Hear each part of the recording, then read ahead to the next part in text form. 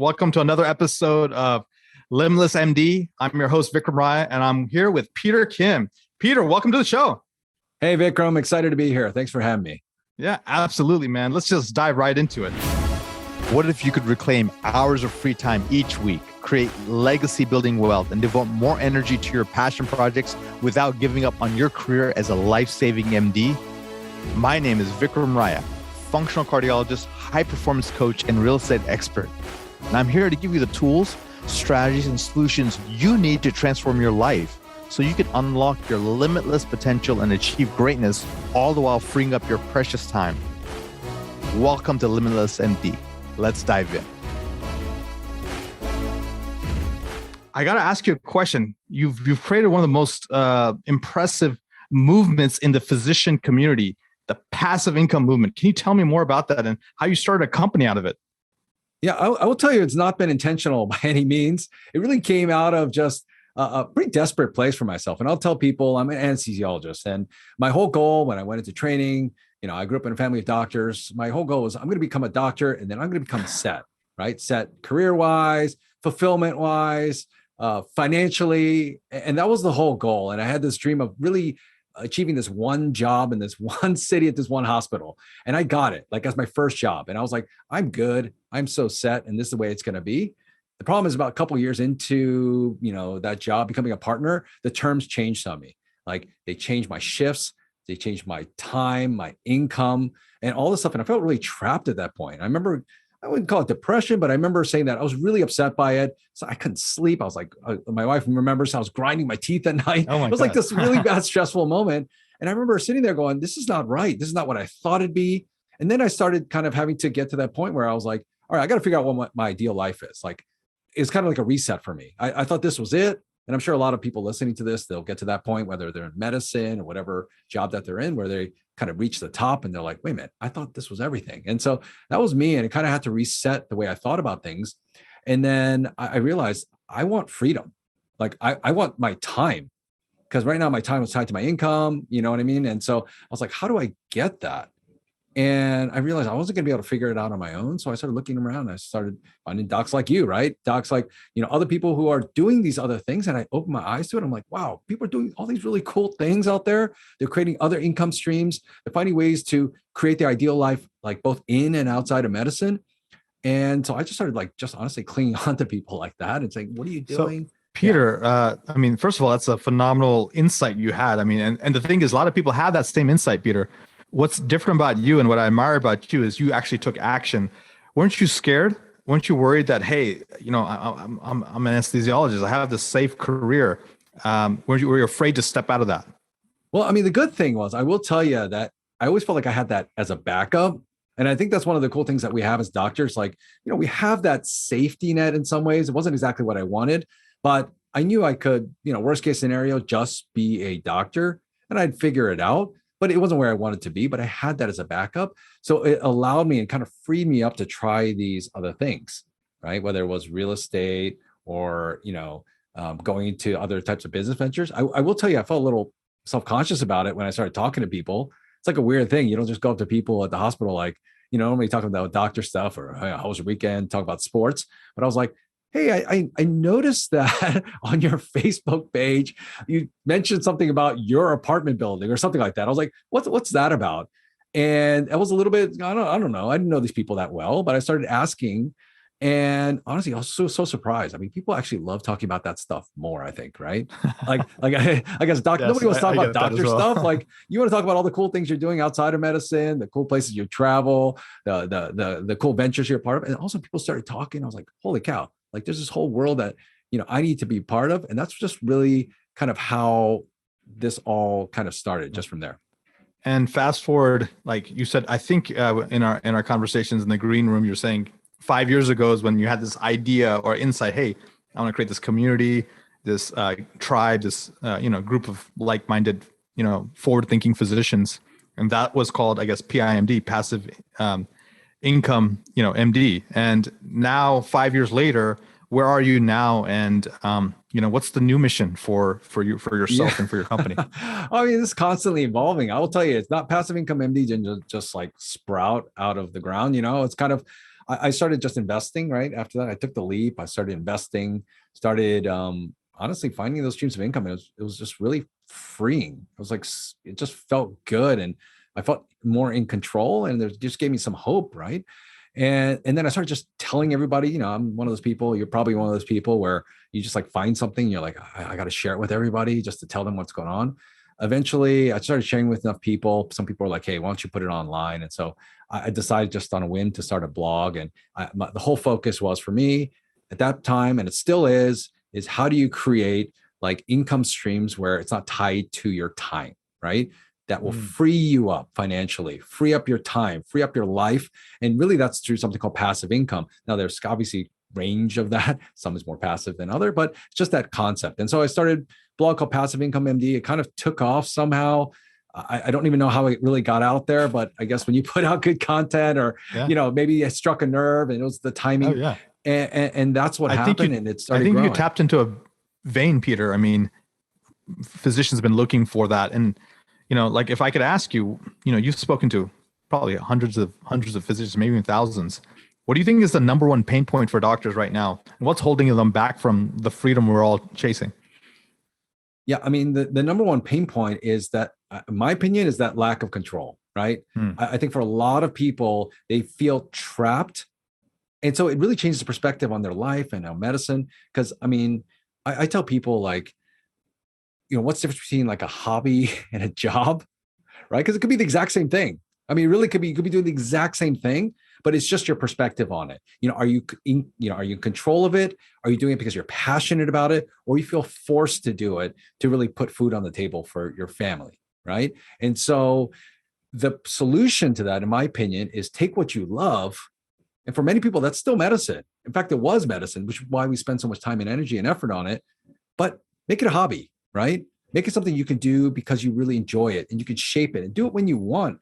I mean, I love golf, right? I mean, I love golf, and that's like my way to fill my cup or this kind of thing. But what if I had to do it every single day and my family would live or die based on every swing that I made? It probably wouldn't feel the same, right? And I think that's what happened to, in medicine for a lot of people. And so again, the solution to that, in my opinion, to a lot of that is figuring out how to create other streams of income so that you can choose to do that how you want. And that's really been a focus and goal of mine. That's awesome, man. That's awesome. Love the mission. Love your enthusiasm. Love your sincerity. Tell me about sort of, I get this from a lot of doctors who come to me and say, hey, what I want to do the side hustle, but like, I don't know where to start, or, what do I need to do on this, while I'm doing my main job? Because I'm scared to leave my main job. So if you could give our listeners, like, I don't know, what's the number one or two top side hustles, for doctors, or where you'd want them to get started, maybe? I mean, I'm really lucky because I've like failed at so many things in my life. It's kind of weird because most doctors have not. I mean, they've just been the cream of the crop in everything they've done. But I've had setbacks, like even on my medical journey. Like, I mean, there was a point when I was like waitlisted from medical school. So I had to spend another year doing, research and doing things like that. And of course, that was like huge shatter to my, it shattered my ego. It shattered everything. But I was able to kind of get past that. There are other points like that where I wanted something, it didn't happen. I had to figure out some other way around it. And then when I look back, I'm like, man, that was the best thing that ever happened to me, right? And having those failures, right? Having these other side hustles. I mean, I did a bunch of side hustles, even during med school. I tell people about it. Even during med school, I was hustling. I mean, I would like, I would buy and sell like tickets, like concert tickets and game tickets. I tell people about that all the time. I don't know why. I was into it. And the reason it started was that, I wanted to go to a game, or I wanted to go to a concert, and I didn't have money for it in med school. None of us did. And I was dating my now wife at that time. I wanted to take her to, like a concert, and I think it was like John Mayer or something like that back then, whatever it was. I didn't have money. So what I would do is I'd buy a couple extra tickets, like just on my credit card, and then I would sell a bunch to fund it. Right. And that was a little thing insight to be like, hey, there are ways if you're inventive, you're to be creative, to make income. And that's what I started doing. I started doing those type of ventures. I started just kind of doing stuff within the med school to help, and whatever it was, teaching there. And so that kind of gave me the fuel to say, hey, there are other ways to create income, to try different things.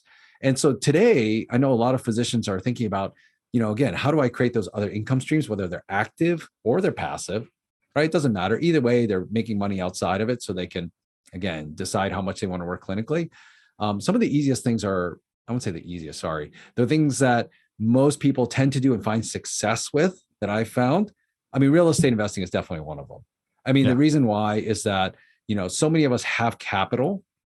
I mean, we make money, right? I mean, that's one of the greatest benefits of being a high income earner is we make money, and we're able to take that income and then really plant it somewhere else so that it creates more income. And that's one of the things we have as doctors and high income professionals. We have the opportunity to do that. And real estate investing happens to be one of those places where you can invest your money and have it continue to create cash flow for you, like somewhere down the line. And so I've seen so many physicians do that. That's why I started with that in a meaningful way when I saw other doctors doing that. Whether it's owning your own rental properties, investing in other people's deals, there are many opportunities there. I mean, that's one in terms of a side hustle. I mean, then there are other side hustles like, there are physicians doing, expert witness reviews. And I've seen a lot of physicians do that and do really well because it's taking what they already know. They have expertise in it. And all that they're doing now is applying it in like a different setting. Now, I know many people don't like being on the, they like to be on the defense, right? Versus the accuser there. Now, that's what they'll often do. And so there's ways to do that and utilize their expertise already in that area as well. Then there are physicians who do, smaller stuff like medical surveys. There are ways to get involved in some of that. I know some people create some income through that. And maybe some of them also, start small businesses and things like that. But the way that I've seen again and again that I talk about the most, again, is through real estate investing. And that's where I've seen time and time again, physicians do well. I always say this quote that, for the last 5,000 years, it's the most powerful wealth creation vehicle on the planet. And, I totally agree. Start passive first. And if the bug bites you, consider active. But yeah, it's definitely a good first step for physicians. Would you agree? Yeah. I mean, again, there's not the only way to do it. I know there are a lot of physicians who have invested using the stock market and done well there too. But I just think I've just seen it again and again where physicians can create, I mean, honestly, it's what amounts to generational wealth, right? Without having to become professionals in it. And, success leaves clues, right? Yeah. Exactly. There are ways to do it. I've seen other doctors do it. And that's what gave me the confidence to do it. And that's why I share so many stories about doctors like you, doctors like other people being successful in that. And if they can do it, if I can do it, why can't, others follow and do it as well? So Peter, here, I'm going to switch gears here a little bit, and this is something because I know we have a lot of, younger doctors on the podcast listening as well, but what advice would you give a smart medical resident or a fellow about to enter the real world, and what advice should they ignore maybe? Wow. Okay. That's a great question. If there's one thing I wished I did, of course, was really, work on financial literacy, like early on. I mean, it's kind of the way the real world works. For most of us, we think the real world is just us going in and just being the best doctor we can be. And that's part of it. But let's be honest, the other part of that is how we live our lives, what kind of lifestyles we have with our families. Can we support our family? These kind of things. Honestly, at the end of the day, if you cannot control that part of your life, it doesn't matter what you do in the hospital. Like, you're going to be miserable there. You won't be stressed. That actually, translates to, in my opinion, it trickles down to patient care, right? If your doctor is not in a good position themselves, financially, mentally, emotionally, that actually, I think it hurts the patient at the end of the day. So for me, that whole financial literacy is like hand in hand with medicine. In fact, in some ways, it's more important to be good at that, right? To have that secure, to understand that part, how to create, security there, how to create financial independence there, so that ultimately you can do what you want on the medical side. So that's probably the number one advice I talk to. There's so many great resources for that now, not just my site, but there are other great resources out there, books for people trying to improve their financial literacy early on. The earlier you start, the better. That's number one. What would they not do? What they shouldn't do is what advice should they ignore? Well, I mean, I think the advice that they should ignore, and the one I had to ignore, was just be a doctor. Like there are going to be people telling you when you're like looking into these other ventures, like, into real estate or this kind of thing, people say, look, just be a doctor. You're going to be fine. And those are the people, in my opinion, number one, they're usually, I would say, at a different place in life, in medicine. They probably, had the practices back in the 80s and 90s, and they come up with differently. But in today's age, in my opinion, you're setting yourself up for a bad situation 5, 10 years down the line. When I ask doctors all the time, do you think your life will be better as a doctor in terms of autonomy, financially, emotionally, whatever, 5 years down the line, 10 years down the line? How's it going to be? Almost every single person says it's going to be worse than it is today, right? And that's just the trajectory we're going. I don't think anybody needs to tell you that. Like with everything going on politically, regulatory, the way medicine is going, we're putting ourselves in a hole if right now we're not preparing for that. And so that's really what motivated me, to be honest with you, to get started with a lot of this stuff. I mean, you mentioned fear, like of messing up. There's definitely the fear of failure there that I was like worried about, like, oh man, what if I lose this money? Or what if I make a bad move? But what actually motivated me more was like, what if I did nothing? Like if I did nothing, what's my life going to look like in 5, 10 years? And I was like, holy cow, if I do nothing, I'm going to be guaranteed to be in a worse spot.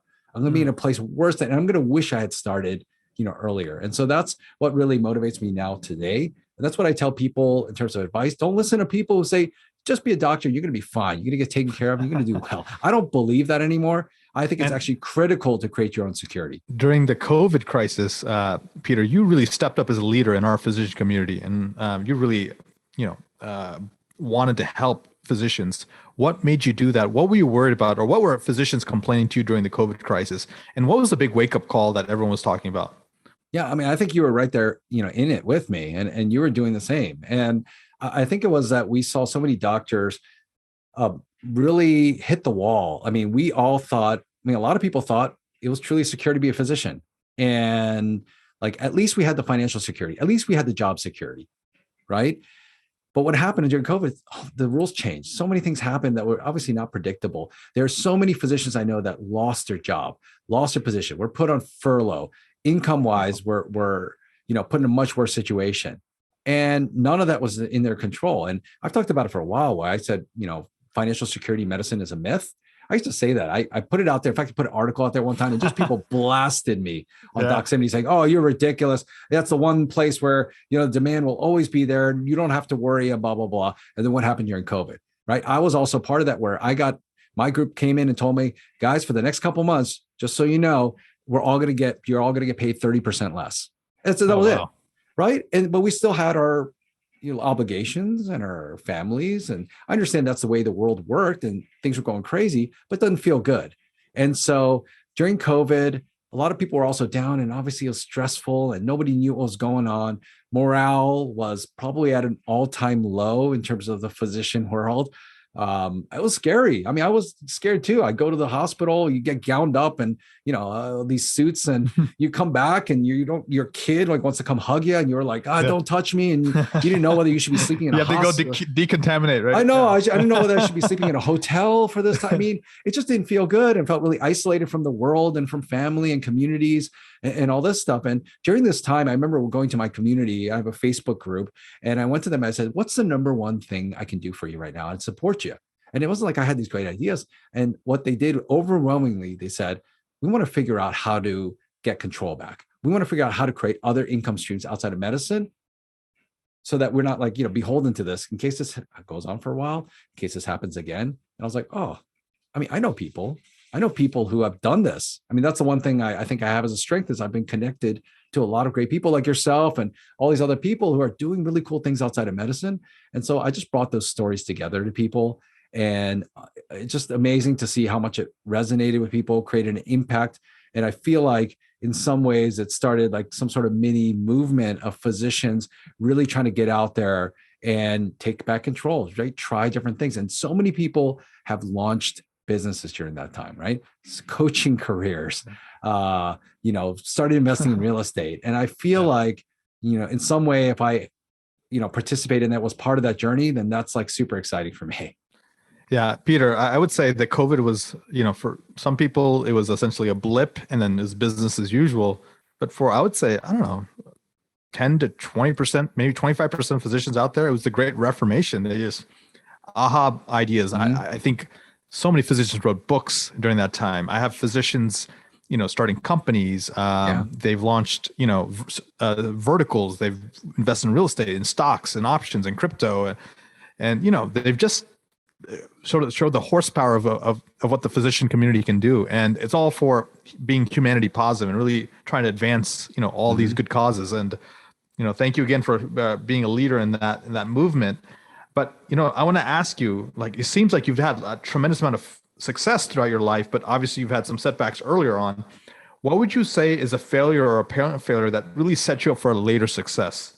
And if I could have a secondary to that, do you have a favorite failure of yours? I mean, I like to talk about it all the time. I failed quite a bit. I mean, I failed like, trying to get into med school. I failed trying to get into residency initially. I don't even talk about a lot of this, right? And, obviously with some of my, I started an early business that, it's still going, but it never did great. I've tried a bunch of different things, right?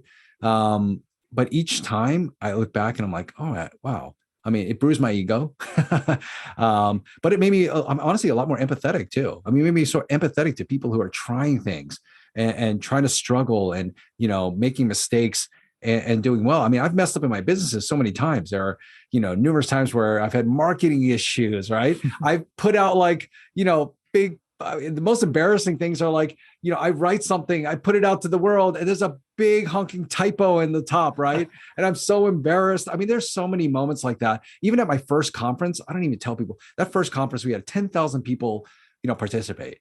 And it was amazing. I was running it on I was running on fumes. I remember trying to just do something and try to fix things, make it better. I clicked one button, the whole conference shut off for about an hour and a half. And people were emailing me and going crazy. And I just pushed the button and I was just like, I can't believe I did this. I mean, there's so many mistakes that I've made, especially with hiring, with people. I mean, again, you name it, in terms of like making mistakes in business, making mistakes in life, making mistakes as a father. I mean, I just made so many mistakes, but each time I've realized that, hey, you've got to learn from these things. You pick yourself up, everyone does it. And you just try to be better, right? You try to optimize, you try to get better, learn from those. And then you look back and realize, man, those things in some ways were some of the best things that have happened to me. And I can use those as fuel to kind of continue to move forward. So in terms of a favorite failure, I think my favorite failure is not matching into the residency that I wanted. Like, I'll just tell people I wanted to be a surgeon and I wanted to be a urologist. I talk about it and it didn't happen. And it led me to go down the path of ultimately going into anesthesia. And it was another passion that I loved and I decided to go into it. Now looking back, it was the best thing that's ever happened to me. I love the field of anesthesia, especially OB anesthesia. But honestly, it gave me the time to be able to do all these other ventures. It's so cool. I mean, I had my time in medicine. I had my time where I was able to do all these other ventures. And it's honestly allowed me to meet so many different people within the hospital. Anesthesiologists meet everybody in the hospital.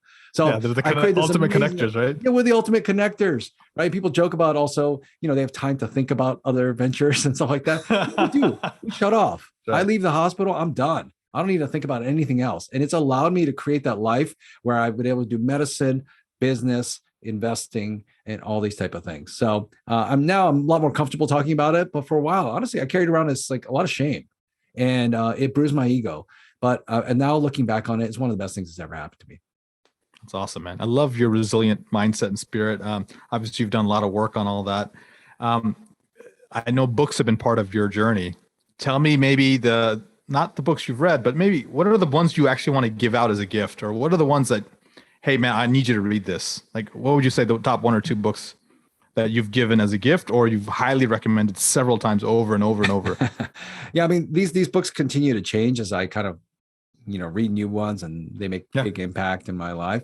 Obviously, one of the biggest ones is Rich Dad Poor Dad, a lot of real estate. It's the book that launched hundreds of thousands of real estate investor careers. Yeah. It's the book that really kind of in a story, really conveyed to me what my life was, what I was doing wrong in terms of making it all about time and money and trying to work my way to a good life. And it really unlinked that and opened the eyes, my eyes to that, and that follow-up book with the cash flow quadrant and trying to understand where I need to be an investor, where I need to make my money work for me to create that freedom. Those two books have really just obviously mindset wise were huge changes for me. And obviously to this day, I still give those books out to people. One of the more recent books that I've read is Atomic Habits. I freaking love this book called Atomic Habits. This book is just also mind blowing. It's about creating, how to make these little changes in your life that have huge impact for you. And whenever I read that book, every chapter is like full of these amazing nuggets. And if you can kind of apply just like, 1% of what that book says, like on a daily basis or whatever it might be, it's really revolutionized the way I think about, the things I do. Because a lot of things that I do, I just thought like, that's me, or that's just the way it is. What I didn't realize is that I created those habits.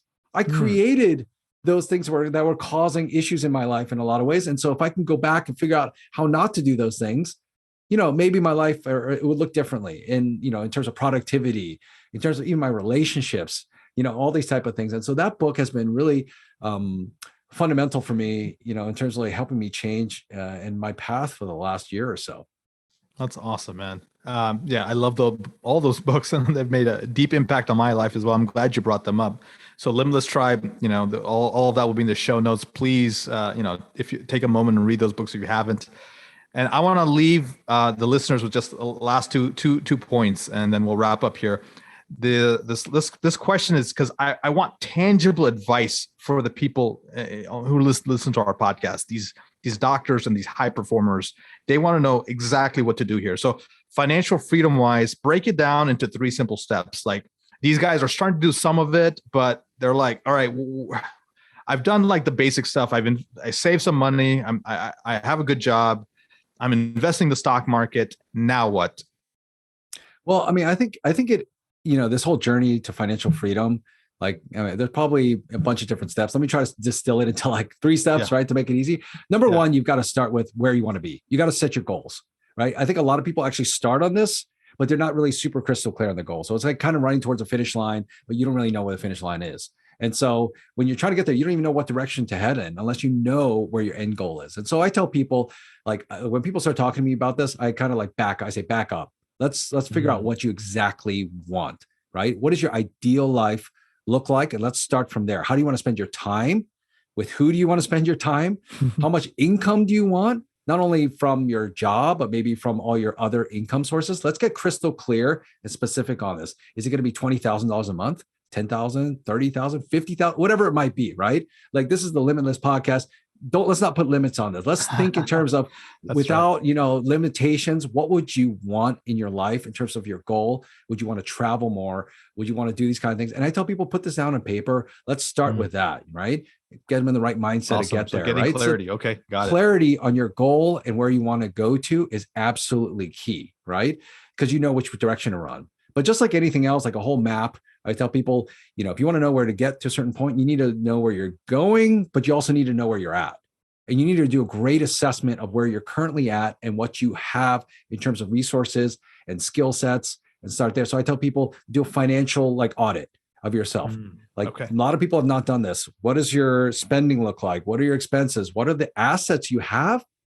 What are your current income sources? Because I've had a situation where somebody was like, they're working, they're taking call, they're doing all these things on weekends. And, they had a lot more money than they thought they did. And they're like, wow, I don't need to pick up all that extra call time. But they just internally, they felt they needed to without actually having a real reason why. And so once they kind of looked at their current situation, they're like, whoa, I'm actually doing a lot better than I thought. Right. And so they were able to cut back and really reshape their life. So people start, figure out where you're at. What are your current, your way you're spending your time, who you're spending your time with, do that inventory of what your resources are currently. So then now you have where you're starting, where you want to be. And then after that, maybe I can do 1 or maybe 2 more steps. Yeah. You got to educate yourself and execute really quickly. Meaning you got to just get, in front of as many resources as possible. You got to start talking to as many people. You got to start listening to podcasts, take courses, go to conferences, leverage that little time that you have and really maximize that by educating yourself and being around the right people, right? And then you got to follow that up quickly by executing. Without action, none of this momentum starts taking place because we've all been in that situation where we thought about something, we heard something, we're like, oh, it's amazing. And then we just sat on it, it just dies. And so I've learned that once you are in that state of excited, energy is there, you've educated yourself, you've got some plans, you've got to take action really, really quickly, even if it's a small step, commit yourself to it and make it happen. And then ultimately after that, you've got to figure out, is that action working well, right? You got to course correct a little bit and figure that along the way. And then the last step, again, I don't even know how many steps this is, we've lost count, it's to surround yourself with the right people. Yes. That's something that being close to you, being close to a lot of other people like this who are just striving for more, like that's what if you're listening to this podcast, that's probably why you're on this podcast, because you want more. Surrounding yourself with people like that is going to change the way you think about this, what's possible. It's going to change the actions you take, because other people, you all rub off on each other. Other people are doing more. You're going to want to do more as well, give more, be more, these kind of things. And so you got to find that right community where you're in the room and you're like, wow, these people are doing amazing stuff. You never want to be in that room and be like, hey, I'm doing the most stuff out of anybody here. You know what I mean? And there's really nobody to learn from. So that's just join the right community. There it is, guys. This is it. It's not 3, but it's 5. So okay. I lost count, but yeah, he breaks it down, guys. Dr. Peter Kim breaks it down for you guys. So pay attention. Absolute clarity. Figure out exactly where you are. Where do you want to go? Figure out your goals. Number 2, do a financial audit, he says. So figure out how much money you currently have, how much income, how many streams, your time commitments, all of that. Educate yourself, right? Get the conferences, the books, the leadership, whatever you need. And then while you're excited, take that rapid execution and action and course correct along the way. And then finally, it's all about peer group and environment, right? Mm-hmm. Peer group and environment. And, there's 2 phrases I like to live by, and I'm sure Peter would agree with me. Success loves speed, but from what I'm hearing from Peter, success is contagious. So being around successful people, it will rub off on you. So, wow, bro, very good, very good, awesome information. And if you had to send before I let them know how they can find you and anything that especially the LGA that you're offering for the communities out there, if you could send one text message out to billions of people, and it would be on every single person's cell phone, what message would you want the world to hear? Wow, that is a great question. What would I want people to hear? I live by this mantra, and it's so cliche, but I say, life is short, make it how you want. That's just really what I tell people. It's just how I've lived my life now. I've realized, like, life is short, make it how you want. Like, if you're not living your ideal life, make it happen. Right. We've all seen too much. Like we're medical field. We see things happen every day. We become kind of callous to it, but that's somebody's life that just, something happened, right? We have nothing's guaranteed. And so, the best we can do is make the most of the short time we have. Again, it sounds so cliche saying it, but so every day, man, take that step, because you never know what's going to happen. And so that's kind of how I live my life now. Awesome, man. Well, what a way to end the podcast here. So, Peter, how do they get to know about you more? I'm sure they want to learn about all the things you're offering and get onto your blogs and your websites and all that. What's the best way? All right. Yeah. You can find me on social media, at Dr. Peter Kim, on different channels. We have our main website, passiveincomemd.com. That's probably the center spoke of everything, where you can find out about my podcast, Passive Income MD podcast. You can find out about our courses, our communities for physicians, passive income docs. We're just doing a lot of different things. Whatever, we found that people need, we try to provide a community around that. So if that's something you're looking for, definitely head over to passiveincomemd.com. You'll find us, and hopefully we can serve you and support you in any way we can. That's awesome. And you're having a summit right now, right? Going on? Yeah, it's called the Leverage and Growth Summit. You've been gracious enough to be part of that in the past. It's a summit where we just talk about doctors, share stories of doctors doing like phenomenal things, starting businesses, investing, coaching, whatever it might be, that they're really shaping their ideal lives. And honestly, leveraging a lot of the things that they've already learned in medicine, the skill set, the ambition, taking all that and really, channeling it into something else that really helps them create their ideal life and make impacts on, make an impact on thousands. So that's awesome. How do they, is that through your website, PIMD? Oh, no, that's just the leverage. Sorry. Okay. Leverage and growth. So leverageandgrowth.com. So that's an easy way to find the summit. Wow, good. Yeah, that's a great website you bought there, my friend. Yeah, man, we do it once a year, a big summit. Yeah, and we'd love for people to be part of that and enjoy that. Guys, there you have it. Thank you, Peter. Love all the information you share with our tribe. And as we wrap up here, thank you again for listening to the Limitless MD podcast. And until next time, be phenomenal. Thank you so much for listening to this episode of Limitless MD. If you found value from this episode, I encourage you to share this episode with a friend and let me know by leaving a review. For more information, make sure you check out the links in the show notes below or simply visit vikramraya.com. So until next time, my friends, be phenomenal.